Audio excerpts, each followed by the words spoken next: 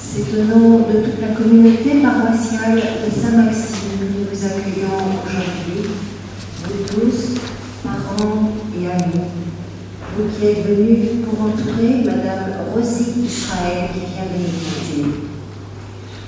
En fait, je pense que c'est Rosie elle-même qui vous accueille en ce jour dans cette église Saint-Maxime qu'elle connaissait si bien depuis sa construction actuelle, mais qu'elle a également connue lorsque ce n'était qu'une petite église en bois. Rosie était un rayon de soleil pour tous ceux en qui elle a fait grandir la foi par son sourire et ses yeux pétillants qui traduisaient tout l'amour de Dieu pour chacun. Sa foi, Rosie ne la cachait pas, et dans tous les groupes de prière auxquels elle appartenait, notamment l'équipe du Rosaire, elle affirmait haut et fort, mais toujours avec beaucoup de douceur, son appartenance au Christ. Prenons et vivons ensemble ce temps de prière et de recueillement à l'heure où Dieu l'accueille près de lui, tout en restant unis à tous ceux qui n'ont pas pu venir aujourd'hui, mais qui sont affectés par son départ. Maman a vu le jour le 20 octobre 1920 à Alexandrie, dans une famille de tradition juive. Très jeune, elle a perdu sa maman. Son père l'a envoyée en France pour suivre sa scolarité en compagnie de ses deux sœurs. Dans le pensionnat, elle a lu l'Évangile et a souhaité recevoir le baptême. Pour cela, il lui fallut attendre sa majorité. Elle fut accompagnée dans cette préparation par le père Maurice Zindel, qui sillonnait en Égypte à cette époque. C'est lui qui la baptise, qui célèbre son mariage avec mon père et qui baptise les aînés. Elle restera longtemps en relation avec lui. Sur le plan professionnel, elle fait une formation d'infirmière et d'assistante sociale. C'est à ce moment-là qu'elle rencontre mon père, Guy, qui achevait une formation d'ingénieur agronome. Ils se marièrent et eurent 3 enfants. La situation politique se dégradant, les familles d'origine juive ont été poussées à l'exil. En 1951, elle est arrivée en France avec son mari et ses 3 enfants. Le 4e était déjà en route pour prendre un nouveau départ. Rapidement, la famille s'établit à Garches, puis à Antony, avec l'arrivée de 3 nouveaux enfants. Maman a dû repasser le diplôme d'infirmière tout en ayant 6 enfants à la maison, car son diplôme n'était pas reconnu. Maman a toujours été une femme battante, courageuse et déterminée. Elle a travaillé d'abord en milieu hospitalier, puis comme infirmière libérale. Au début, elle sillonnait Antony en mobilette, puis elle est passée à la 2 chevaux. Je peux vous dire qu'elle en a usé des 2 chevaux. Ma mère était une femme de relation. Ma mère, notre mère, bien sûr, puisque mes frères et sœurs sont tous ici présents. Beaucoup d'habitants d'Antony la connaissaient. Elle avait toujours un petit mot pour chacun. Elle a cessé son activité en 1980, ce qui lui a permis d'avoir plus de temps pour tricoter. Chacun de ses enfants, de ses petits-enfants, pouvait passer sa commande de pulls, de bonnets, d'écharpes. Pratiquement tous ont reçu une grande couverture, très chaude, faite de sa main. Elle aimait recevoir à sa table ses enfants, petits-enfants. Elle accueillait avec cette phrase incontournable « C'est chic d'être venu ». Elle accompagne à la maison son propre père et son beau-père jusqu'à leur dernier souffle. Michel, son fils aîné, est décédé en 1997, des suites d'une longue maladie. Elle l'a soigné et accompagné. Puis la santé de son mari s'est dégradée. Elle le soigna à plein temps jusqu'à la fin, en 2008. Pour rester en relation avec tous, elle n'a pas hésité à se mettre à l'Internet et même sur Facebook à l'âge de 90 ans. Nani était joyeuse. Elle aimait la vie et cela transparaissait dans ses gestes, ses paroles, son sourire, son écoute, son accueil de l'autre, sa capacité à rebondir dans les difficultés. Aujourd'hui, nous ne célébrons pas la disparition de Madame Israël pour certains, de Rosie pour d'autres, de grand-mère, de Nani pour ses petits-enfants ou de maman pour nous 5, mais nous célébrons tout ce qui a été fait, tout ce qui a fait la richesse de sa vie et nous croyons que sa vie se poursuit différemment. Merci de l'accueil de la paroisse. Merci Paul de nous avoir présenté votre mère que nous entourons et que nous confions au Seigneur. Que le Dieu de l'espérance vous donne en plénitude la paix dans la foi pour ceux qui la portent et que le Seigneur soit toujours avec vous. Et avec votre esprit. Nous sommes divers par nos convictions, nos foi ou notre non-foi. Que chacun et chacune se sentent accueillis et respectés. C'est dans cette diversité que nous nous accompagnons les uns les autres dans cet état. Nous allons continuer à entendre d'autres témoignages qui vont éclairer le chemin de Rosie, constituer ce bouquet de vie que nous sommes heureux d'accueillir et de célébrer en la confiant au Seigneur. Je m'adresse à maman, qui est près de nous, et je lui dis « Louange à toi, maman, repose en paix, ton âme est immortelle. » Je vais vous lire un petit passage du livre de ma mère, d'Albert Cohen. « Et louange à vous, mère de tous les pays, louange à vous, en votre sœur, ma mère, en la majesté de ma mère morte, mère de toute la terre, nos dames, les mères, je vous salue, vieille chérie, vous qui nous avez appris à faire les nœuds des lacets de nos souliers, qui qui nous avez appris à nous moucher, oui, qui nous avez montré qu'il faut souffler dans le mouchoir. Vous, mères de tous les pays, vous qui patiemment enfourniez cuillère après cuillère la semoule que nous, bébés, faisions tant de chichi pour accepter, vous qui, pour nous encourager à avaler des pruneaux cuits, vous expliquiez que les pruneaux sont des petits nègres qui veulent rentrer dans leur maison, et alors, le petit crétin, ravi, et soudain poète, ouvrez la porte de la maison. Vous qui étiez sans cesse à arranger nos mèches bouclées et nos cravates pour que nous fussions jolis avant l'arrivée des invités et que nous, avant notre départ pour l'école.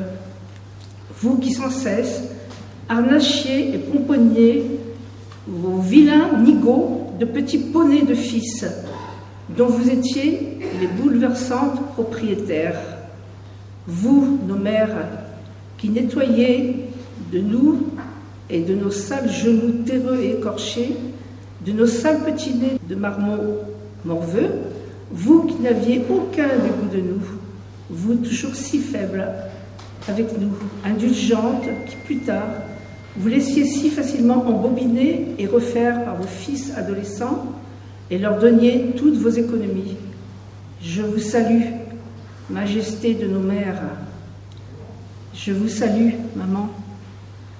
Je vous salue, mère pleine de grâce, sainte sentinelle, courage et bonté, chaleur et regard d'amour, vous aux yeux qui devinent, vous qui savez tout de nous, vous qui savez tout de suite. Si les méchants nous ont fait de la peine, vous seuls humains, en qui nous puissions avoir confiance et qui jamais, jamais ne nous trahirait. Je vous salue, Mère. Vous pensez à nous sans cesse et jusque dans vos sommeils. Mère qui pardonnait toujours et caressait nos fronts de vos mains flétries. Mère qui nous attendait. Mère qui est toujours à la fenêtre pour nous regarder partir. Mère qui nous trouvait incomparable et unique. Mère qui ne vous lassait pas jamais de nous servir, de nous couvrir et de nous border au lit, même si nous avons 40 ans, qui ne nous aimait pas moins, si nous sommes laids, ratés, avilis, faibles ou lâches. Mère qui parfois me fait croire en Dieu. Bonjour à tous, amis et famille. Nous sommes honorés de vous avoir avec nous aujourd'hui pour ces moments émouvants et solennels en même temps. Quand je pense à tous les souvenirs que j'ai rassemblés en presque 3/4 de siècle, le mois prochain ça fera 3/4 de siècle, je me suis dit si j'écris tout ça, ça prendra plus que 3 minutes et je vais avoir des larmes qui vont perler à toutes les phrases. Et en réfléchissant, j'ai dit je vais prendre un texte biblique qui résume parfaitement la vie de maman.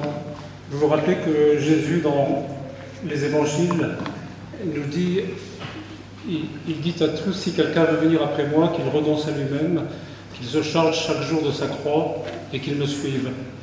Et en réfléchissant à la vie de maman, je me disais, elle a rempli exactement autant qu'on peut le faire en tant qu'être humain, on n'est pas encore arrivé à la perfection, mais on est en devenir. Elle a rempli ces 3 conditions de façon étonnante. Je ne sais pas si je connais une autre personne sur cette terre, parmi mes relations, qui réunit ces 3 exigences que le Seigneur nous demande. Qu'il renonce à lui-même. Elle était au service des autres. Elle m'a dit qu'elle était responsable d'une soupe populaire en Égypte quand elle était jeune. Paul nous a dit qu'elle était infirmière, donc ces patients que j'ai connus aussi, un peu plus tard comme médecin, me donnaient des témoignages de reconnaissance et d'affection, des soins qu'elle a prodigués. Elle a renoncé à elle-même aussi dans les soins qu'elle a portés à Michel, son mari, les enfants, son beau-père, son propre père. On l'a connue dans une abnégation totale, constante, jamais cherchant son intérêt, jamais voulant tirer à elle le profit de quoi que ce soit, toujours altruiste. Elle et papa, d'ailleurs, ont renoncé tous les deux à tout pour nous élever, nous donner une éducation supérieure qui nous a permis de réussir, alors qu'ils sont partis de rien, ayant été exilés d'Égypte en 1951, suite aux persécutions antisémites de l'époque. Maman me disait aussi, dans le renoncement à elle-même, j'ai appris le pardon, j'ai pris l'habitude de passer l'éponge. Et c'est une leçon que j'ai prise aussi dans mon cœur, de pouvoir passer l'éponge chaque fois que j'ai la force de le faire, parce que c'est une exigence aussi qui est différente, qui est difficile. Pardon. Donc il renonce à lui-même, qu'il se charge chaque jour de sa croix. Quand je pense à la croix de maman, je pense à toutes ces épreuves, la perte de sa maman quand elle avait 1 an moins 1 jour, puis la perte de sa deuxième maman quand elle était adolescente, la perte de ses 2 sœurs dans les années 40, tuberculose, enfin différentes maladies, mais tuberculose essentiellement, la perte de Michel, notre frère aîné, il y a 25 ans, et puis bien sûr les autres épreuves de la vie, la perte de son mari, tout ça, mais des choses un peu plus normales dans ces âges-là.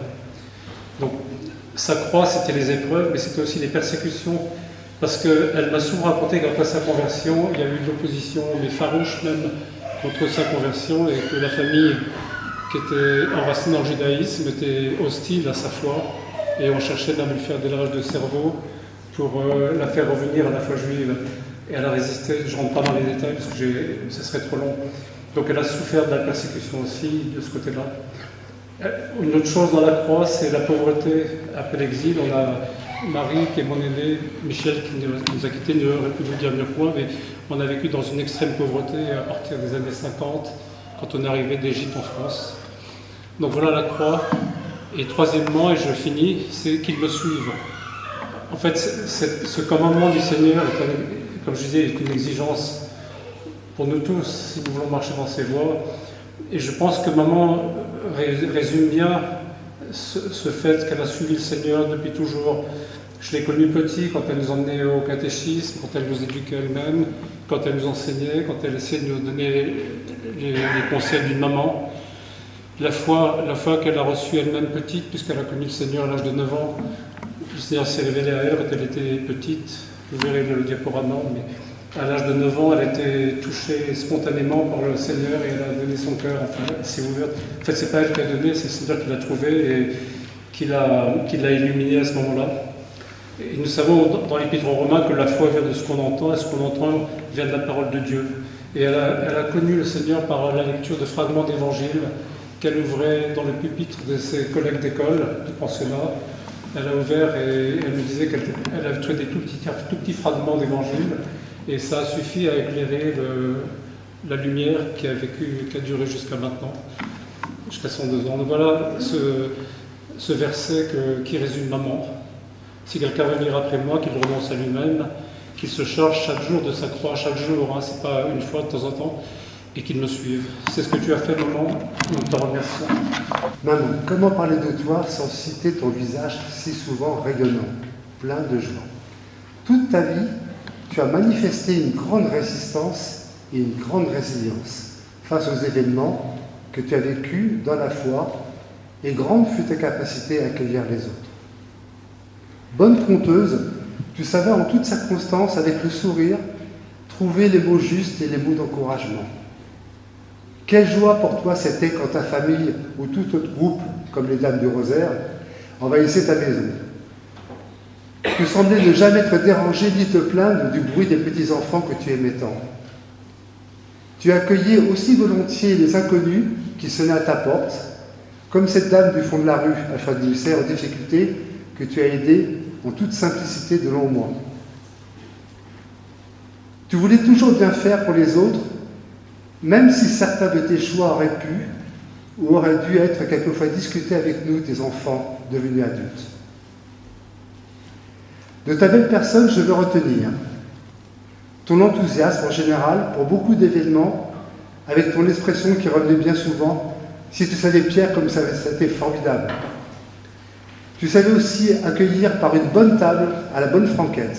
On se souvient de tes sautés de veau aux champignons, les riz poissons, les frites maison, les rosquettes, les feuilles de vigne et Mélena que tu préparais avec papa. Sans oublier les barbecues pentagoliques au jardin. Je veux retenir aussi ta patience et ta ténacité. Comme par exemple, pendant que papa te lisait des auteurs classiques, Tu tricotais inlassablement couvertures, pullovers, gants, rideaux, dont nous avons tous bénéficié. Tu étais une bonne mère juive, en fait, pour nous, très attachée à chacune d'entre nous. Merci, maman, pour ce que tu as été. Et pour ton amour, et merci pour tout ce que tu as fait de bien pour nous. Tu mérites largement un repos dans la joie et la paix. Nous ne t'oublierons pas. Nous t'aimons. Je me fais accompagner de Catherine, qui me secondera si l'émotion me submerge quand je vais lire un petit texte que j'ai écrit pour maman. Mais avant, je vais vous raconter deux petites anecdotes qui éclaireront aussi la personnalité de maman. La première anecdote, c'était il y a 8 ans. J'étais rue de Sèvres, dans le 15e, je crois, ou le 7e, à Paris. Et pour un rendez-vous médical, c'était sur l'heure du repas, donc je me suis dit, je vais aller manger un sandwich au Bon Marché. Tout le monde connaît ici le Bon Marché, je pense. Je rentre dans le Bon Marché, je m'achète un sandwich et je demande à une des personnes à l'intérieur, est-ce que je peux ressortir par une autre porte que la grande porte du Bon Marché? Il dit oui, sur le côté, oui, il y a une autre rue, il y a une petite porte, vous poussez, puis vous... Donc je me présente à la porte, c'était il y a 8 ans. J'ouvre la porte, et à qui j'ouvre la porte? À maman. Elle avait 95 ans, je lui dis, qu'est-ce que tu fais là? Il me dit, mais toi, qu'est-ce que tu fais là? Donc voilà. À 95 ans, elle se promenait encore à Paris, en RER, à 95 ans. Donc ça éclaire un peu son côté pugnace et c'est une espèce de défi. Hein. Et l'autre anecdote que je voulais raconter, je me penche puisque on a bien entendu. Une fois, nous étions, ça a été mentionné tout à l'heure, nous avons perdu notre grand frère Michel en 1997, presque 25 ans. Et une fois, nous étions allés le voir avec papa et maman à l'Institut Gustave Roussy, à Villejuif. Et en repartant, je remarque sur l'autoroute, je dis à maman, tu as vu, au-dessus de l'hôpital, il y a marqué IGR, Institut Gustave Roussy. Et je lui dis, on peut lire aussi Israël, Guy et Rosie. Guy, c'est mon père, et Rosie, Et je lui dis, c'est comme si vous étiez au-dessus en train de veiller sur lui, sur Michel. Et là, elle m'a dit, j'aime beaucoup cette idée, c'est une très belle idée. Et ça montre aussi son goût pour la spiritualité, c'est ça, je veux dire, le symbole de la spiritualité. Fin des anecdotes, je vais vous lire un petit texte que j'ai écrit pour maman. Le titre, c'est « Ma maman portait un nom de fleur, celui de la rose ». Son vrai prénom, je précise, c'est Rosa. Celui qui était inscrit sur son acte de naissance. Tout le monde l'appelle Rosie, l'a appelé Rosie, mais son vrai prénom, c'est Rosa. Comme je l'explique un peu plus loin, c'est le prénom d'une de ses grand-mères. Ma petite maman d'Égypte, quasi inoxydable. Où as-tu pu loger avec ta petite taille, une stature et une âme si grande? Nous n'entendrons plus ta voix fleurie et chantante, nous accueillir avec joie dans la maison familiale et nous conter les histoires épiques de ta nombreuse famille dont les noms sont un voyage. Grand-père Nessim, la tante Esther, l'oncle Bochor, l'oncle Élie, l'oncle Moïse, l'oncle Simon, etc. Il y avait aussi ton grand-père maternel, Mordechai de Constantinople. Et Rosa Alterman, sa femme, celle qui a apporté dans notre gène, dans notre famille, le gène du roux, je suppose. Puisque tous mes enfants, par exemple, sont roux. Et ça ne se voit plus beaucoup, mais j'ai été roux comme Clara tout à l'heure. Rosa, ta grand-mère maternelle dont tu as hérité le prénom. Si l'occasion t'en est donnée, embrasse de notre part nos chers disparus, que tu as tant aimés et accompagnés ici, Michel, papa, et aussi tes deux mamans, Ventura et Suzanne, que nous n'avons malheureusement pas connues. Et encore tes sœurs et ton frère, tous partis tragiquement et prématurément, te laissant seul dans un monde difficile, souvent hostile. Esther, en bas âge, c'était sa grande sœur, qui est morte à 1 an et demi. Alice, Edgar, Gaby, ses frères et sœurs. Ta vie a été une succession de douleurs mais aussi de bonheur. Courage, rectitude morale, optimisme, quête de spiritualité ont été tes guides. Tu nous en as imprégnés. Forget me not, me disais-tu souvent lorsqu'on se quittait. Forget me not, qui est le nom en anglais d'une fleur, le myosotis, une autre fleur. Alors ma grande maman d'Alexandrie, aujourd'hui je te dis comme à chaque fois, ciao maman.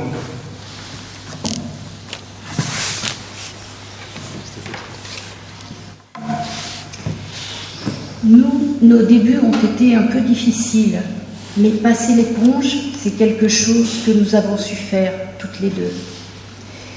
Je vous remercie tant, Rosie, d'avoir été avec Guy les grands-parents dont je rêvais pour mes enfants. Bonjour à tous, je suis un des enfants de Jean-Luc. Chère mamie, tu as arpenté cette terre pendant 102 ans. Pour couvrir ta vie, il faudrait plusieurs romans. Très jeune, j'avais l'habitude de souvent venir chez toi. Tes mets succulents et l'odeur des frites régnaient sous ton toit. Papy et toi me recriquiez pour la capture des cerises. Avec Aurélia, j'avoue, on s'adonnait à cette joie par pure gourmandise. Dans ton escalier, David et Sarah descendaient en rodéo, et moi, je couvrais le bruit du chaos en jouant fort au piano. On a passé des dizaines de fêtes et d'anniversaires dans ton jardin charmant. J'aimais cuisiner merguez et beefsteak sous tes encouragements. Les murs du 6 rue Alfred de Musset garderont toujours ta voix. Pardon pour le plâtre, la poussière, la peinture, mais il fallait que je les nettoie. Même refaire tes parquets et vivre chez toi 5 ans, ce fut une chouette entreprise. Oui, on a souvent eu le nez bouché, mais pour toi, on voulait toujours mouiller la chemise. Merci aux oncles, à la tante, aux conjoints, aux 17 cousins. Vous avez été loyaux. Quelle joie d'avoir ensemble pu entourer mamie toute cette année, elle qui était notre noyau. Chère mamie, viens doucement le temps de te laisser savourer ton couronnement, toi qui es rentré calmement dans le repos de notre Sauveur rayonnant. Tu as fui l'Égypte, les tumultes, les bruits de guerre, avec grand émoi, mais le Dieu d'Abraham, Isaac et Jacob l'a permis pour te montrer le chemin étroit. Le Messie qui te dit « C'est bien, bonne et fidèle servante », ce n'est pas qu'une devise, mais c'est un mot d'accueil, juste avant ces couronnes de vie et de gloire qui te seront remises. Oui, que l'Esprit Saint nous console ici-bas, en attendant le jour où on se reverra là-haut. Te connaître fut très beau, on a le cœur gros, mais la grâce que Jésus nous a faite, quel cadeau. Nani, le 23 décembre 2018, au matin, Simon et moi te téléphonions depuis l'aéroport de Roissy-Charles de Gaulle pour te partager notre joie de retourner en Égypte. Tu nous souhaitais un beau voyage. Le même jour, à 23h50, nous décollions d'Athènes avec le vol A330 d'Aegean Airlines pour le Caire. Il est aujourd'hui question d'un autre départ, le tien. En regardant hier le dessin de ton visage inanimé mais paisible, j'ai pensé aux 103 années qui ont constitué ta vie. Des années remplies de joie, d'épreuves et de promesses que tu as racontées à tes descendants et qui fut pour moi une impulsion pour retourner en Égypte. Ce jeudi 9 mars, ensemble une dernière fois dans la même pièce, j'assistais à la consolidation d'un pont générationnel. En t'observant encore, je me suis revu gagné par le sommeil sur la plage d'Alexandrie le dimanche 30 décembre 2018. Après être allé au cimetière de Chalby où nous avions retrouvé la tombe de ta mère Ventura, nous nous baladions sur la corniche. Les barques colorées des pêcheurs offraient un paysage harmonieux. Nous étions alors descendus sur la plage pour nous y poser un peu. La nuit précédente avait été fraîche et le soleil apportait du réconfort. Je fermais les yeux et me laissais bercer par les bruits des vagues. Plus tard, je relirai ce passage dans la magie d'Égypte. Grand-père nous emmenait en promenade, ma sœur Alice et moi. Nous allions à la corniche, front de mer à 2 pas de la maison. Là, assis sur des bancs, nous contemplions la mer. Il y avait des camelots qui passaient en proposant des fruits, maïs grillé, canne à sucre. Grand-père, chaque fois, nous achetait des citrons doux, que nous sucions après y avoir fait un trou. L'image des citrons doux est liée à la mémoire de mon grand-père. Ce qui était un temps de repos sur le moment prend aujourd'hui pour moi une dimension symbolique. Conscient du monde, j'ai mesuré en contemplant ton visage la puissance des récits. Ceux du dimanche après-midi dans la maison d'Anthony, où des nouveaux souvenirs de l'Égypte pouvaient surgir entre 2 verres de citronnade. Des récits que mon père a sublimés en me faisant vivre l'expérience du pays, en m'offrant la possibilité de voir les traces de ta vie dans les rues du Caire et d'Alexandrie. Edmond Jabès, un poète égyptien que j'affectionne, écrit dans le livre des questions « Tu peux te libérer d'un objet, d'un visage, d'une obsession. Tu ne peux te libérer d'un mot, car le mot est ta naissance et ta mort. S'il faut maintenant accueillir ton silence, il faut garder en mémoire le grain de ta voix. Tu as transmis. Qu'importe sa forme, qu'importe ses imperfections si elles existent, qu'importe les zones d'ombre, tu as transmis. Ton visage le dit. Edmond Jabès écrit aussi « Nous sommes au cœur de ce qui s'additionne. Nous sommes au cœur de ce qui se soustrait. Nous sommes au cœur de ce qui se tait. » Ton visage, plongé dans un éternel endormissement, témoigne d'un espace à investir, peut-être celui qui se niche à l'interstice entre conscience et sommeil. Un espace où cristalliser des instants passés avec les êtres disparus. Aujourd'hui, je t'enterre avec le sable de la plage d'Alexandrie, que je déverserai tout à l'heure dans ta tombe. Aujourd'hui, je t'enterre avec la brise d'Alexandrie, avec le goût du couchari, avec les sonorités de quelques mots arabes appris dans un taxi. Nani, j'ai acheté ce pull il y a 2 mois en pensant à toi. Je te l'ai montré directement en passant le voir. C'est des roses. J'aimais bien l'idée de porter aujourd'hui encore, de le porter aujourd'hui encore, toi qui as été abreuvé de roses en tout genre toute ta vie. J'ai encore des souvenirs vifs de ces jours de crèche où toi et papé veniez me récupérer avec un sandwich au jambon, des repas chez vous, du fromage râpé tout fin dont je n'ai jamais réussi à reproduire ni la texture ni le goût, des frites à double cuisson, des pitas, des feuilles de vigne qu'on faisait ensemble et des litres de citronnade. Peu importe qui on était, l'heure qu'il était, on ne repartait jamais de chez vous le ventre vide. Grandir à tes côtés, c'était pas facile non plus, avec ton bagage si lourd, tes souvenirs intarissables, tes opinions si fortes, ta force et ton mental.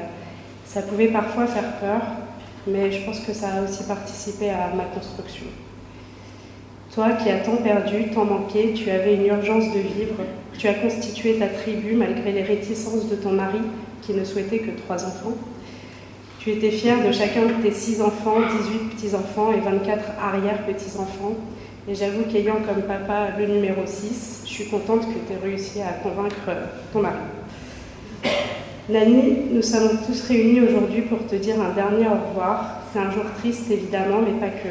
Ça faisait si longtemps que tu nous disais que tu étais fatiguée d'être ici avec nous, enfin de vivre, que tu étais prête à rejoindre le Seigneur, mais aussi, j'imagine, tous ceux que tu as aimés et qui t'ont aimé en retour. J'espère que ces retrouvailles ont commencé par ta maman. 101 années à se raconter, je pense que vous y êtes encore. Chère grand-mère, chère Nani, lors de ma naissance, tu es âgée de 75 ans et je garde quelques souvenirs de ces visites au chevet de Guy, sur lequel tu veillais consciencieusement. Après son décès, les attaches portées en ta direction, les marques d'affection que tu retournais, la générosité manifestée sont autant d'adresses qui te caractérisent. Aussi, force est de constater que si dénominateur commun il y avait, il résidait en ta personne. Que le sentiment familial global se résumait aux marqueurs affectifs que tu initiais avec force, et ce malgré les nombreuses circonstances vécues et traversées.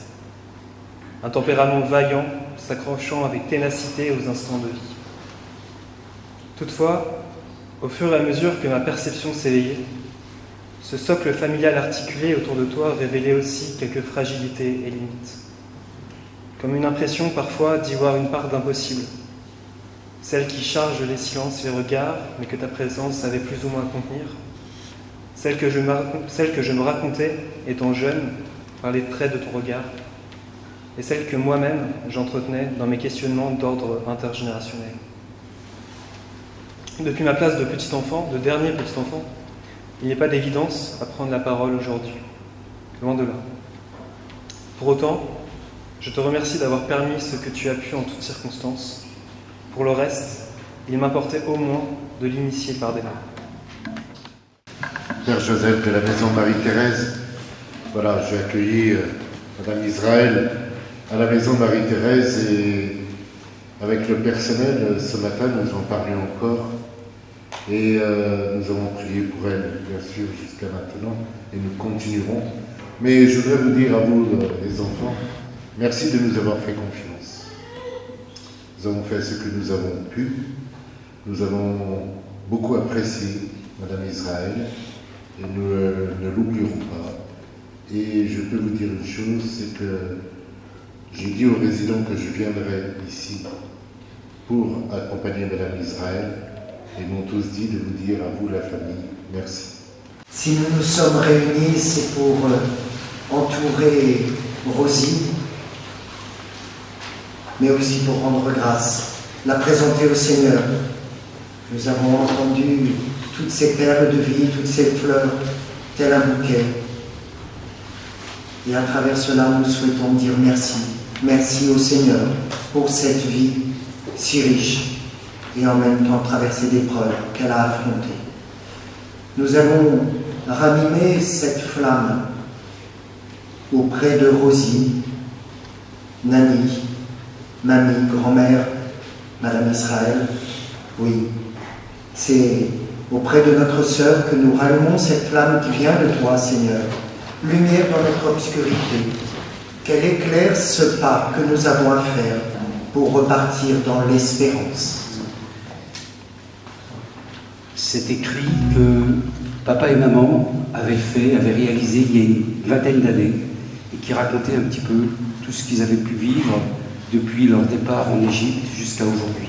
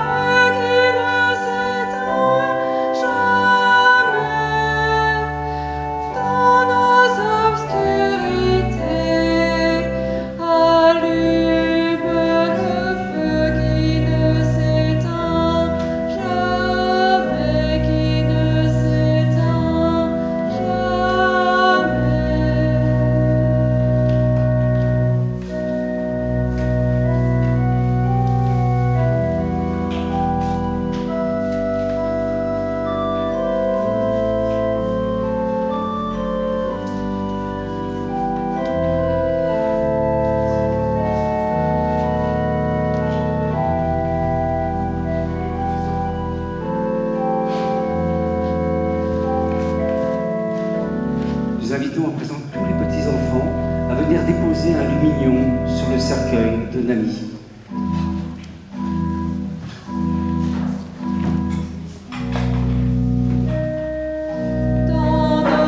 Obscurité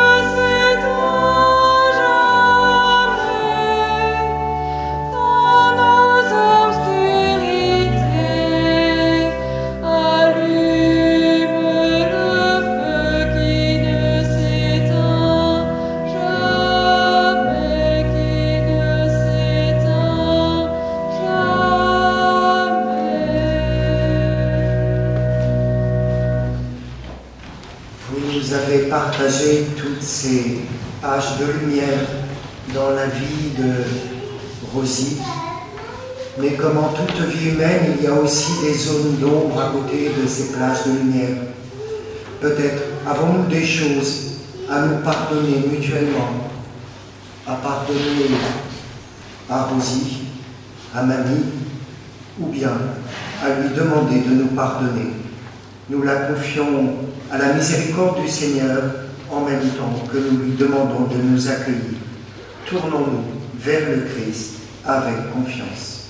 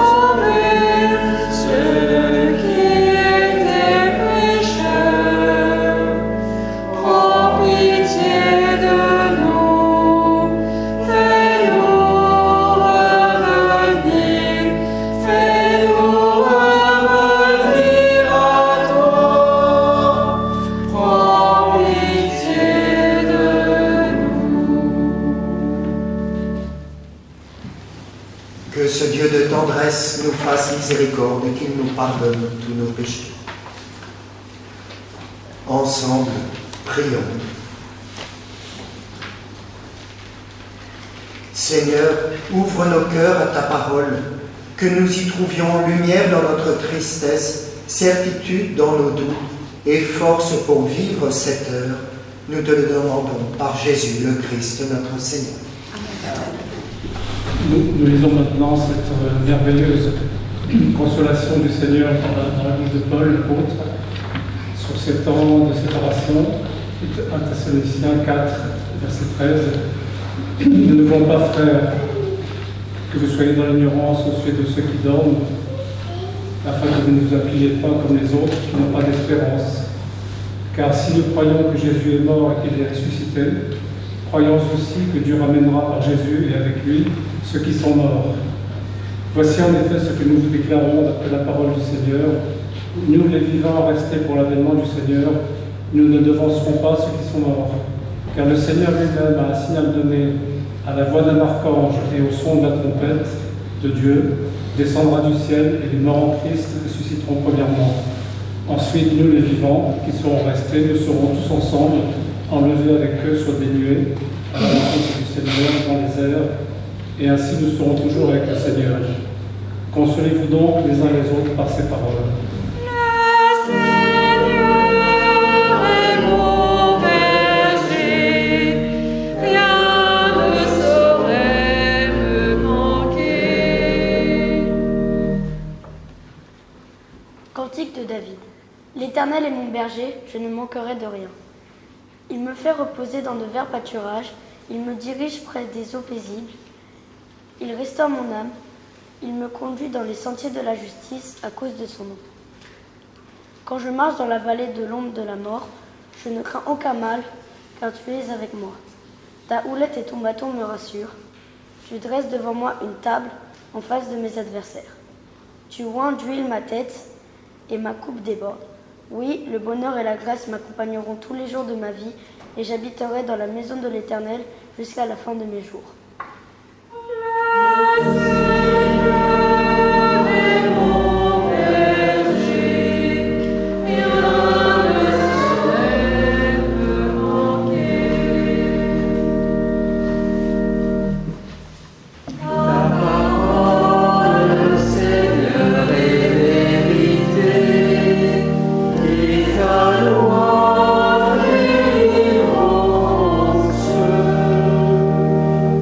Le même jour, 2 disciples faisaient route vers un village appelé Emmaüs, à 2 heures de marche de Jérusalem.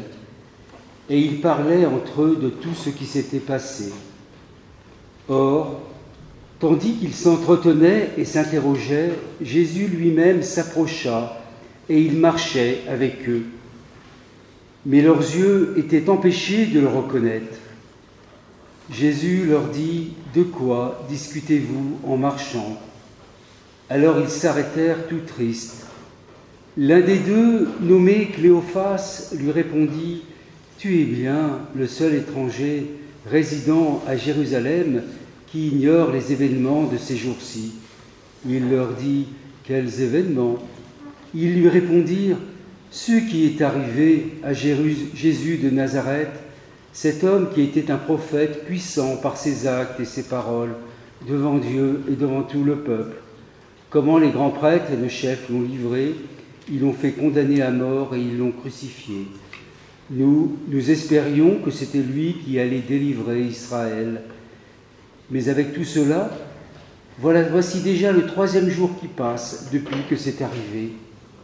À vrai dire, des femmes de notre groupe nous ont remplis de stupeur, quand dès l'aurore, elles sont allées au tombeau. Elles n'ont pas trouvé son corps. Elles sont venues nous dire qu'elles avaient même eu une vision, des anges qui disaient qu'il est vivant.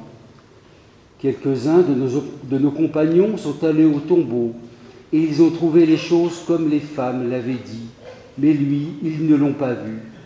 Il leur dit alors, « Esprit sans intelligence, comme votre cœur est lent à croire tout ce que les prophètes ont dit.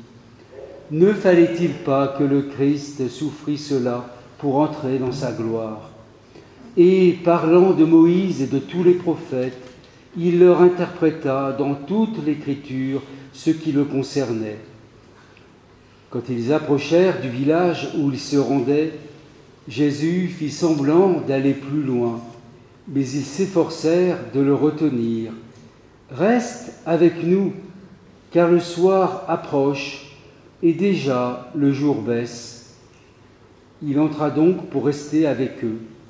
Quand il fut à table avec eux, ayant pris le pain, il prononça la bénédiction, et l'ayant rompi, il le leur donna. Alors leurs yeux s'ouvrirent, et ils le reconnurent, mais il disparut à leur regard. Ils se dirent l'un à l'autre, « Notre cœur n'était-il pas brûlant en nous tandis qu'il nous parlait sur la route et nous ouvrait les Écritures ?» À l'instant même, ils se levèrent et retournèrent à Jérusalem. Ils y trouvèrent réunis les 11 apôtres et leurs compagnons, qui leur dirent « Le Seigneur est réellement ressuscité. Il est apparu à Simon-Pierre. » À leur tour, ils racontaient ce qui s'était passé sur la route et comment le Seigneur s'était fait reconnaître par eux à la fraction du pain.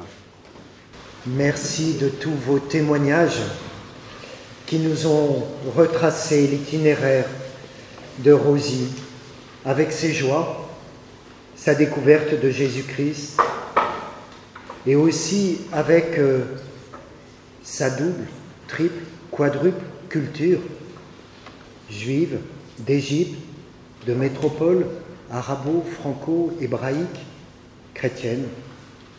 Quelle vie!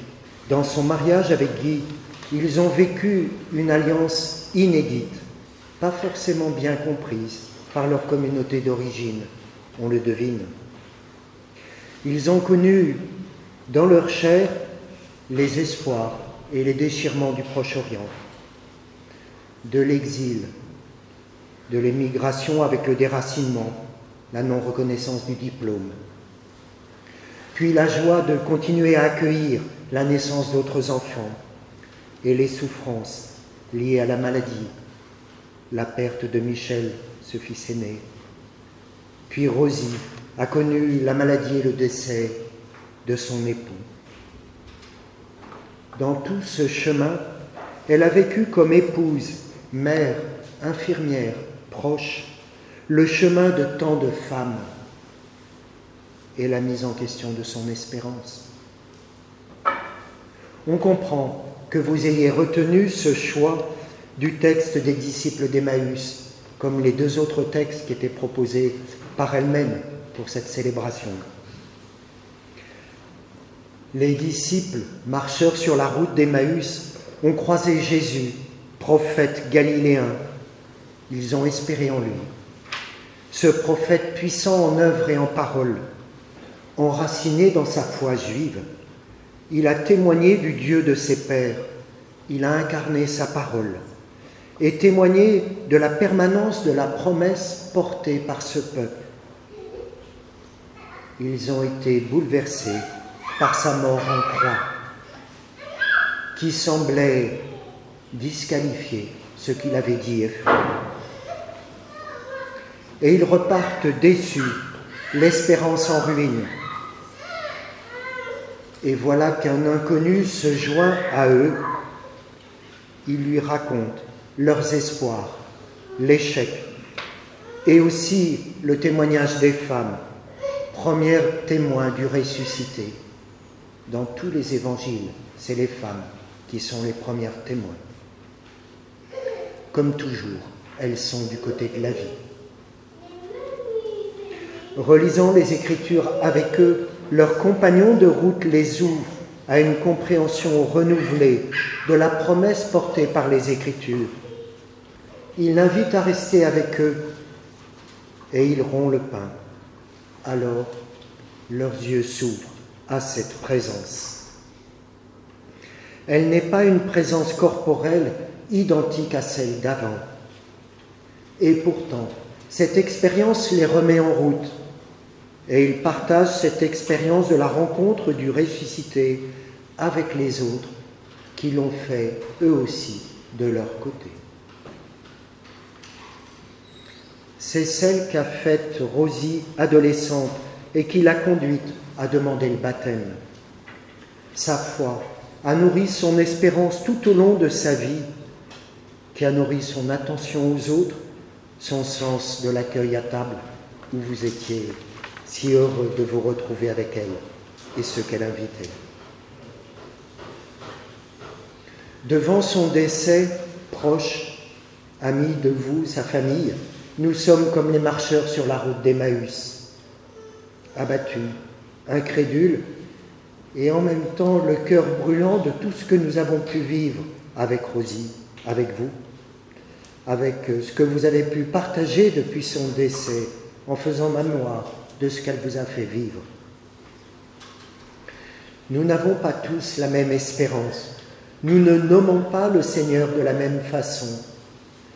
Mais s'il est, comme nous le croyons, il est alors unique, même si nous le nommons de façon différente. Comme est unique Rosie, Madame Israël, maman, Nani, grand-mère. Et comme le dit une sourate du Coran, si le miséricordieux l'avait voulu, il aurait pu faire de nous une seule communauté de croyants. Mais il ne l'a pas fait, et c'est moi qui ajoute, pour que nous vivions la richesse des chemins vers lui. Nous sommes invités à cheminer les uns et les autres, chacun sur notre route, vers cet unique. Et je termine en écho avec la première lecture en vous partageant une réflexion personnelle de ces derniers mois.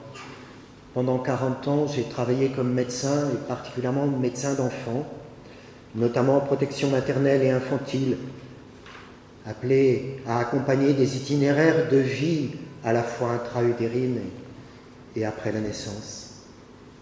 Il est évident pour nous, esprits modernes, que c'est le même être vivant qui mène une vie aquatique, intra-utérine, et qui ensuite mène une vie aérienne après être sorti du ventre de sa mère. Pourquoi la mort ne serait pas une nouvelle naissance à une autre forme de vie qui échappe à notre entendement? Parce que Dieu se souvient de ceux qui ont vécu comme des justes et que dans sa miséricorde, il régénère tous ceux qui accueillent son amour et son pardon. Notre terme français de résurrection est bien abstrait, bien maladroit. Il traduit bien mal les mots grecs du Nouveau Testament qui sont très corporels pour parler du ressuscité. Se lever, se réveiller d'entre les morts, monter vers celui qui est, qui était et qui vient. Nous le croyons, la mort n'a pas le dernier mot. Le Seigneur nous attend et nous croyons que celle que vous avez connue continuera à vous accompagner.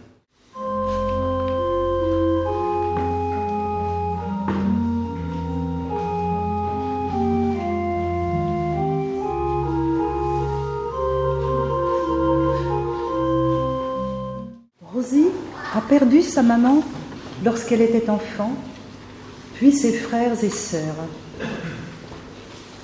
Seigneur, nous te prions pour tous les enfants qui connaissent des ruptures affectives, qu'ils trouvent autour d'eux des adultes qui les aident à se construire.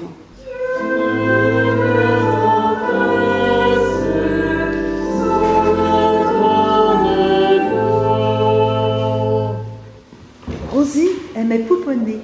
Elle était toujours en admiration devant les bébés. Elle a eu une famille nombreuse. Seigneur, nous te prions pour ces enfants, petits-enfants, arrière-petits-enfants, qu'à son image, chacun sache combattre et surmonter les difficultés qu'il rencontre dans la vie.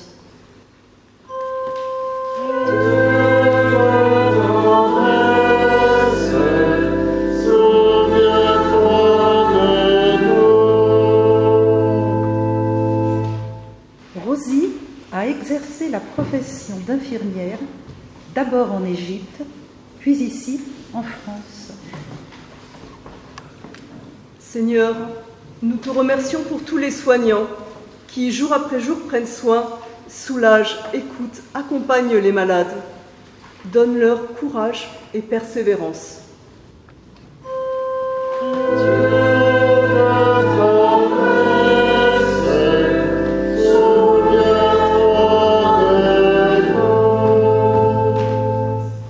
Rosie a connu le départ de la terre qui l'a vue naître, l'exil.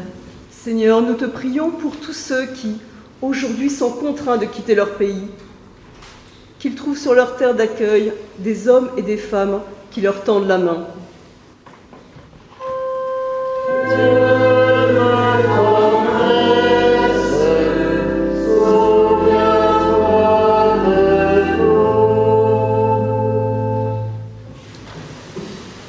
Rosie participait depuis plus de 50 ans à la vie de la communauté chrétienne à Sainte-Maxime.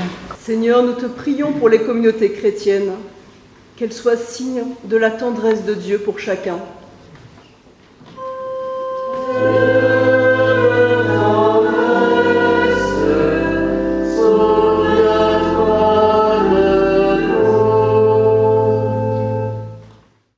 Nous te rendons grâce, Père très saint, pour ce regard nouveau que ton amour nous donne sur ce qui s'est passé.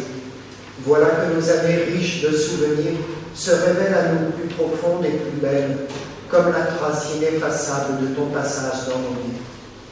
En ton Fils Jésus-Christ, mort et ressuscité, nous sommes assurés dès aujourd'hui qu'elles sont détruites ces séparations, murailles de nos fautes, brisures de la mort, poids de nos peines. C'est pourquoi, près de nous, se créent des présences nouvelles quand ton amour vit dans nos cœurs. Puisque tu vis, nous revivrons. entraînés par ceux-là même qui nous ont précédés et qui vivent en toi, avec l'immense cortège de tous les saints, en frères et sœurs, nous osons dire. Notre Père, qui es aux cieux, que ton nom soit sanctifié, que ton règne vienne, que ta volonté soit faite sur la terre comme au ciel. Donne-nous aujourd'hui notre pain de ce jour. Pardonne-nous nos offenses, comme nous pardonnons aussi à ceux qui nous ont offensés. Et ne nous laisse pas entrer en tentation, mais délivre-nous du mal. Car c'est à toi qu'appartiennent le règne, la puissance et la gloire, pour les siècles des siècles. Amen. Le moment est venu de dire un dernier adieu à Rosie. Nous allons nous séparer de notre sœur en humanité. Nous allons nous quitter. C'est un moment de tristesse, mais il faut que l'espérance reste forte en nous, car nous espérons la revoir quand Dieu nous réunira dans la joie de son royaume. Recueillons-nous en pensant à tout ce que nous avons vécu avec elle, à ce qu'elle est pour nous, à ce qu'elle est pour Dieu.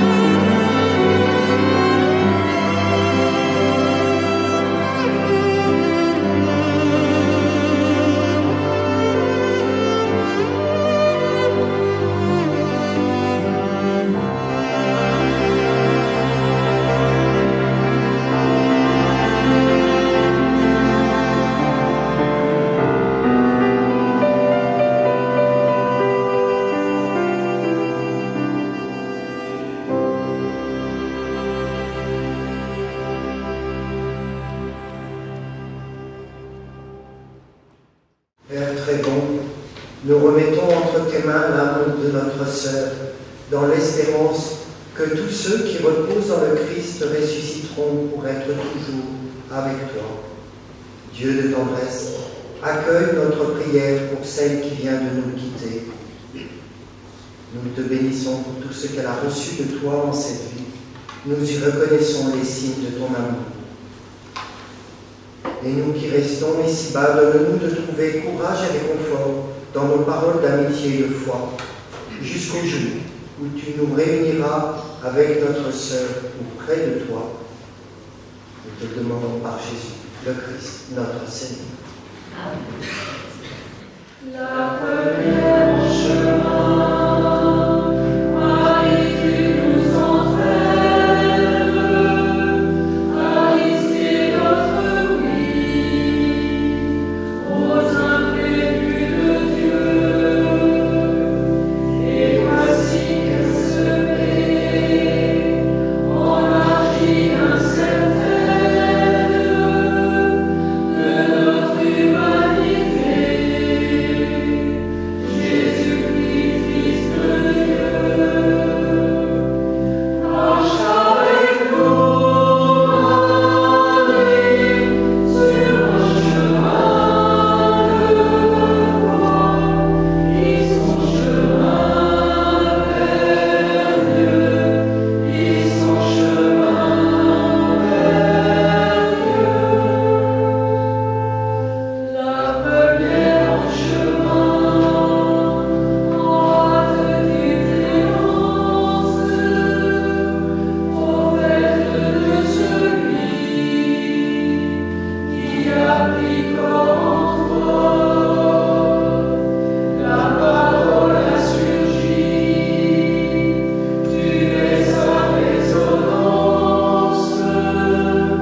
et tu franchis les monts pour m'emporter à toi.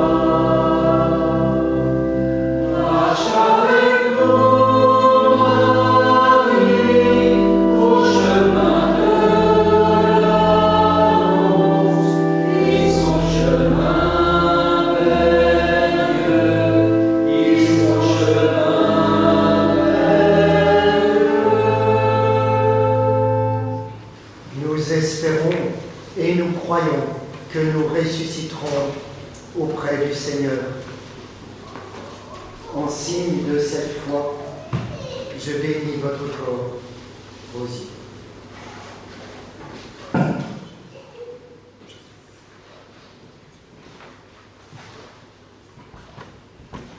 Chacun, chacune, selon sa foi, ses convictions, est invité à son tour à venir faire un geste de bénédiction, geste d'aspersion d'eau de la vie, inclinaison, main sur le cercueil, que chacun fasse le geste qui lui vient du cœur et que les gestes d'amitié que nous nous ferons nous accompagnent et nous aident les uns les autres à repartir dans l'espérance.